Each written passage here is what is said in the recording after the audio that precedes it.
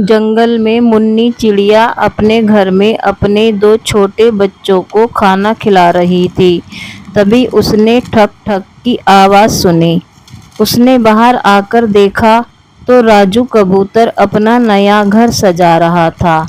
मुन्नी बोली, अरे राजू भाई, यह घर तो बहुत सुंदर है, लेकिन अचानक यह कहाँ से आ गया? कल तक तो तुम पुराने घर में रहते थे।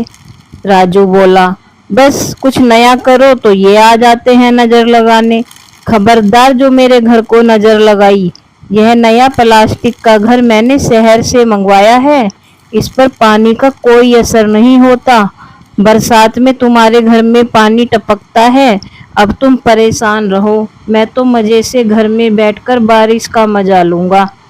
मुन्नी बोली, मुझे भी बता दो कहाँ से लाए हो और कितने पैसे लग गए खरीदने में। राजू बोला, तुझे क्यों बता दूं? वैसे भी ये बहुत महंगा है। इसे खरीदना तेरे बस की बात नहीं है। चल भाग यहाँ से, मुझे आराम करने दे। सोनी चिड़िया वापस अपने घर आ जाती है। वह अपने घर को देखती है। मेरे घर की छत कमजोर है। बरसात में पानी टपकता रहेगा। मेरे बच्चे भीग कर बीमार हो जाएंगे। मुझे भी प्लास्टिक का घर लेना चाहिए। अगले दिन सोनी चिड़िया पूरे गांव में घूमकर वापस आ जाती है। उसके बच्चे उसका इंतजार कर रहे थे। माँ, आज तुम सारा दिन कहाँ थी? हमें भूखा रहना पड़ा। मुन्नी बोली, बेटी मैं आज सारा दिन प्लास्टिक के घर के बारे में पता करती रही, लेकिन इसके बारे में किसी को कुछ भी पता नहीं है। मैं तुम्हारे लिए भी प्लास्टिक का घर लाना चाहती हूँ। कल मैं सुबह तुम्हें खाना खिलाकर शहर जाऊंगी, वहीं मिलेगा यह घर।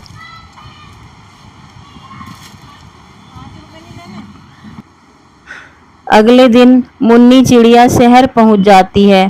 वहां उसे एक दुकान पर प्लास्टिक के घर रखे दिखाई देते हैं।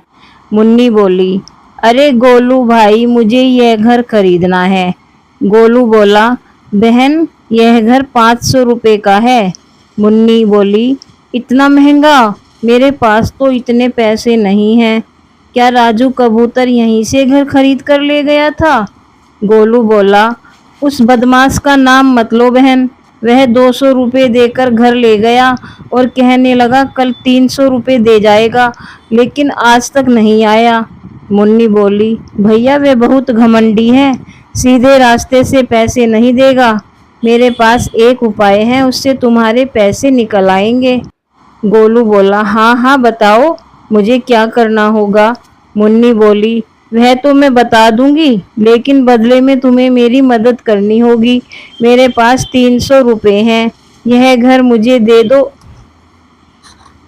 अगले महीने मैं तुम्हारे पूरे पैसे दे जाऊंगी। गोलू बोला, नहीं नहीं, वो मक्कार राजू पहले ही चूना लगा गया है। अब तुम आई हो चूना लगाने। मुन्नी बोली, नहीं भाई, मैं उसकी तरह बेईमान नहीं हूँ। तुम मुझ पर विश्वास करो।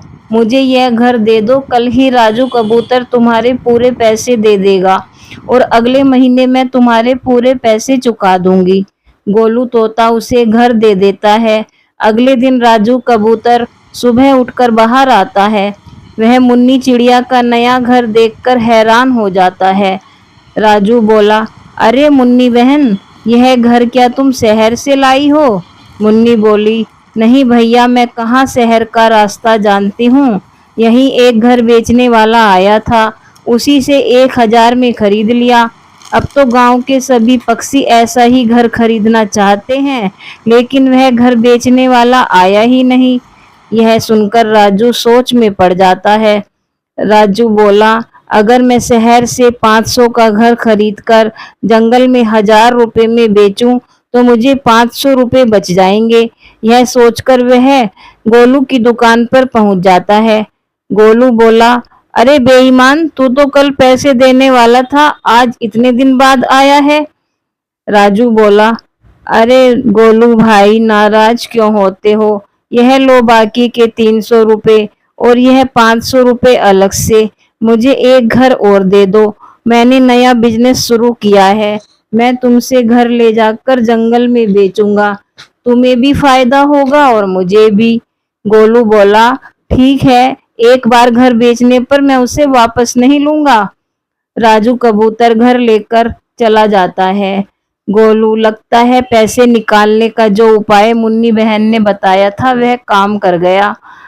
उधर राजू कबूतर घर को लेकर जंगल में पहुंचता है। राजू, घर ले लो, वाटरप्रूफ घर केवल 1,000 रुपए में। वाटरप्रूफ घर ले लो, 1,000 रुपए में, 1,000 रुपए में घर ले लो, वाटरप्रूफ। बारिश में पानी नहीं टपकेगा, घर सेफ रहेगा। वाटरप्रूफ घर ले लो, केवल 1,000 रुपए में। वह पूरे जंगल में आवाज लगाता है, लेकिन उसका घर नहीं बिकता। शाम को वह अपने घर पहुंचता है। राजू बोला, अरे मुन्नी बहन, मैं तो पूरे जंगल में घूम आया, लेकिन मेरा घर नहीं बिका, किसी ने नहीं खरीदा। मुन्नी बोली, राजू भाई, 500 का घर 1,000 में कौन खरीदेगा? मैंने पहले ही सबको बता दिया था, यह घर 500 रुपए में गोलू तोते की दुकान पर बिकता है। तुमने उसके साथ बेईमानी की, यह उसी का नतीजा है। राजू बोला, बहन, मेरे मन में लालच आ गया था, अब किसी तरह यह घर बिकवा दो। मैंने तो अपने सारे पैसे इसी घर में लगा दिए, अब अगर यह नहीं बिका तो मैं भूखा मर जाऊंगा।